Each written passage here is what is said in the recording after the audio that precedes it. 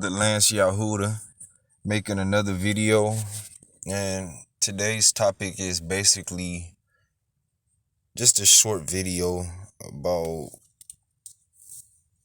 pretty much just getting ready for the project of the video that I'm gonna make, covering who Esau is and who Edom is, and who were they through history and who are they today, basically. And I think it's very important because there's a lot of misinformation about who Esau is and who he is not. And some brothers, sisters, whatever, they think that what they saying is according to the word. When I'm like, I've been reading the word, and what y'all saying is not adding up. I mean, if y'all would have read books like Joshua, Jubilees, even the scriptures that they did allow to get through, you still would end up seeing that that's Esau. So I'm gonna be bringing a lot of resources like Strong's Strong's Concordance. I'm gonna be bringing resources from dictionaries, Bible dictionaries, and pretty much etymology as well. And all of this is basically to wake you brothers and sisters up, and to help you brothers and sisters that you don't know yet. You want to know. You want to find out, and you want somebody to really tell you the truth. And my job is to serve, to put this truth out with no filter, whether people like it or not. I don't know. I don't really have any other agenda really than to just get this word out. And as we see, like in the book of Second Esdras, one of the angels, Angel Uriel, was talking to Esdras, which is a Levite of the priesthood of the bloodline of Aaron. So I'm using it as a scripture in this video because it talks about how Esau is basically the end of the world. Esau, Edomites, and all that is the end of the world, and Yaakov is the beginning of the new world to come. Just like it says, like in a book, well, actually John, what they say, John 3:16, for so the Most High loved the world, he gave his only begotten Son. That goes hand in hand with that as well, because Mashiach didn't come to save this world. He came to save, like, the assembly of Yasharel. That's who he came for, his people. The angel of the Most High came and told Mary that. And it was prophesied in the Old Testament. What they call the Old Testament, the books of the prophets, what they call them in the New Testament, what you call the New Testament. So let's look at this Second Esdras 6:9 real quick, and we'll see what it's saying. Some of y'all probably already heard this, but it's just a refresher anyway. So, for Esau is the end of the world, and Jacob is the beginning of it that followeth. Esau is the end of the world, and Jacob is the beginning of it that followeth. Another thing, I was talking to my wife, and like, it was funny because I was thinking about how how they say that America is the new world, and I'm like, wait a minute, that's funny. They call this the new world or the new age and stuff like that. So I'm bringing this truth out basically because I'm up here thinking like, this is some Esau stuff right here. This is it, because Esau in the legends of the Jews, which is another resource I'm gonna bring to the video, And it talks about how Esau and Jacob was fighting in his mother's womb. Jacob was supposed to really come out first. Probably would have, well, I ain't gonna say he was gonna come out first, because it happened like the Most High will.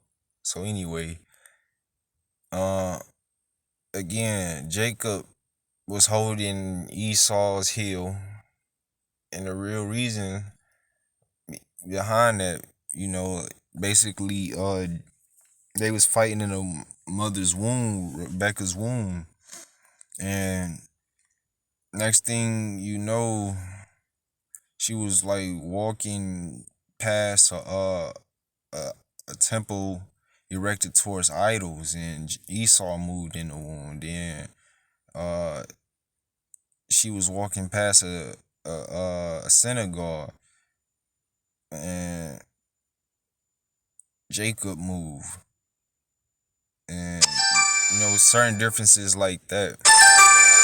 Hold on one moment.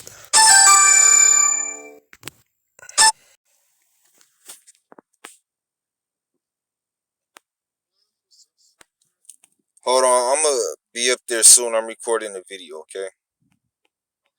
All right.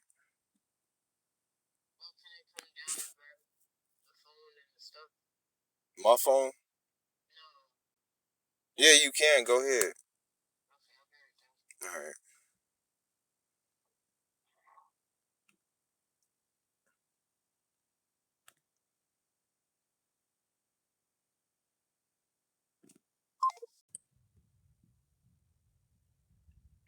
Okay, sorry about that. So anyway, as I was saying,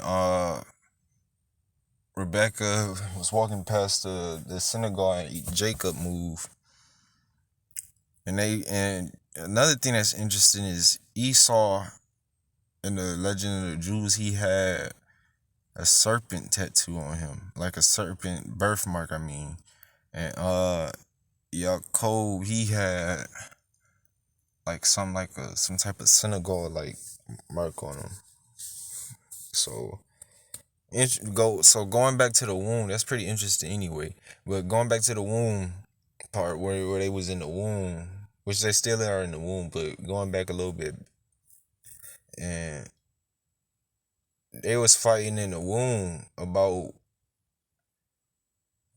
like getting out, who get out first, and Esau didn't believe in the next world, the world that the Most High has set up for Yasharel. So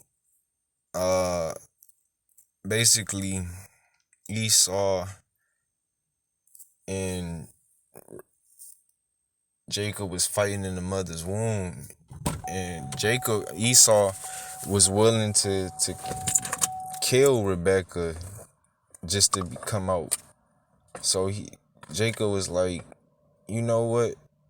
You can have this world. I take the world to come, because he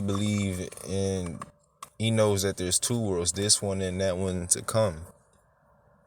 So